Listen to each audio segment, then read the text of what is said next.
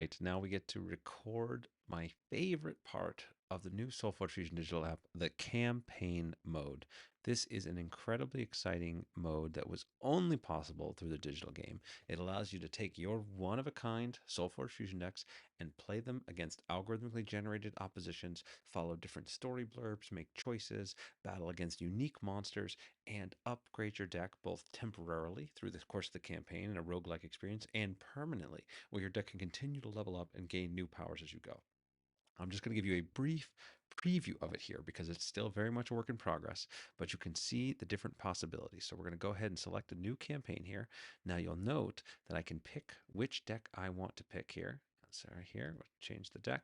And each of the decks you'll see has a little bar that shows you how much experience that deck has earned. Some of these decks have not yet upgraded. So if you see this little level up, that means it's time for that deck to upgrade. So I'm going to pick one of these decks that I haven't upgraded yet. And we'll go ahead and select that deck. And we're going to battle against Reclusa. This is hopefully another campaign we'll be able to unlock through the Kickstarter where we can actually have multiple different bosses. That's the vision over the long term.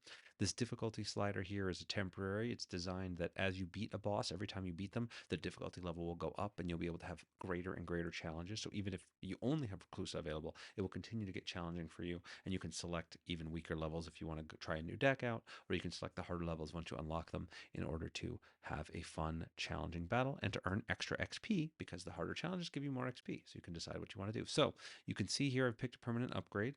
You can tell obviously the UI UX is not done yet here. So I can pick a power that will permanently be attached to my deck.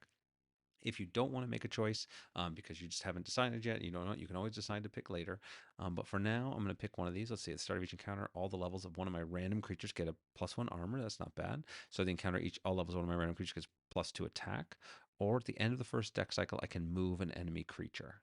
All of these are pretty powerful. And then if I'd look through my deck, I might want to pick one that's specific. But I'm just going to go ahead and pick +2 attack and that will set me up. And now I've started the campaign. So you can see there's a map here. This is again placeholder. We have more coming. And you can see there's all the way to Reclusa as the final battle. So I have a lot of choices to make between here and there.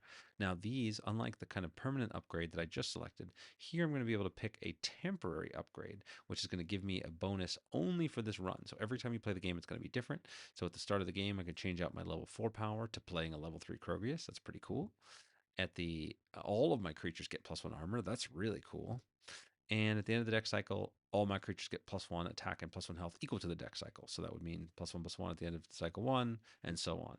+2/+2 at the end of cycle 2. I like everybody getting armor. That sounds fun to me. So I'm going to go ahead and do that. So now my guys all have shield formation. You can also see any upgrades that you have available, both your permanent ones and your temporary ones, anytime you want. And now I'm going to pick up battle. Now, I could fight against one of the other Forge Warrens. So I could fight against Sunder here, who has Stimbolt. So at the start of each deck cycle, she's going to play a Lightning Spark. Uh, we have Nyx Nekia, who has zombies and is going to start with a Harvesting Ground, which is one of our um, uh, one of the cards that they can have in play. And we have a Ironbeard here, which has his creatures all come into play with +2 armor. All those things seems pretty challenging. I got a feeling Sunder will be the challenge I'm looking for here. Since my team is now going to have plus attack and plus armor, I think I can handle a little bonus stim bolt. So here comes her first lightning bolt here, dealing 5 damage to me directly. That's fine, no big deal. I'm going to continue to fight, so I'm going to play one of my cool spells to play a scrap bot. And scrap bot's better if I had other robots in play, but that's fine. And I can choose to take 3 damage. If I don't, then they're going to get to play a level 1 spell for free. I will take 3 damage. I don't trust you. And then now, because my guys have extra armor, this matchup with the combat Stonefist, normally these guys would trade 7 attack, take out my 7 health, but with the 1 armor that I've got as a bonus, this guy's going to live. So I'm pretty excited about that setup. So here we go. We're going to fight. And my guy lived as I expected. So we're excited about that setup. I've got my armor back, and we're continuing to play the game.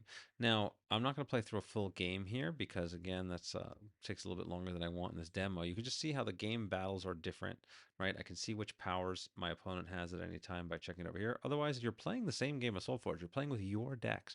You just have this whole new mode of play because you can upgrade, because you'll have different challenges as you go. Now, I'm going to see if this actually works because I'm going to do it without... if I concede, it should still give me some experience points, even though I'm forfeiting. Let's see how that works. Okay, because I lost in the first battle, it doesn't look like I got any experience points. But normally, when you play through a campaign, you battle through an extended period, you'll get experience points, which will increase the level of your deck. Right, I'm already halfway on my way to level 3, and you can level all the way up to level 20, giving yourself extra powers, extra cosmetics, making the fights more and more fun. So this is just a little taste, and my goal here was to show off the things that are still in development. But you can see how far along we are. This game is a lot of fun to play as it is, and you as a Kickstarter backer are going to get the very first opportunity to be a part of it. So hopefully you can come check it out, and we'll show off more during the campaign.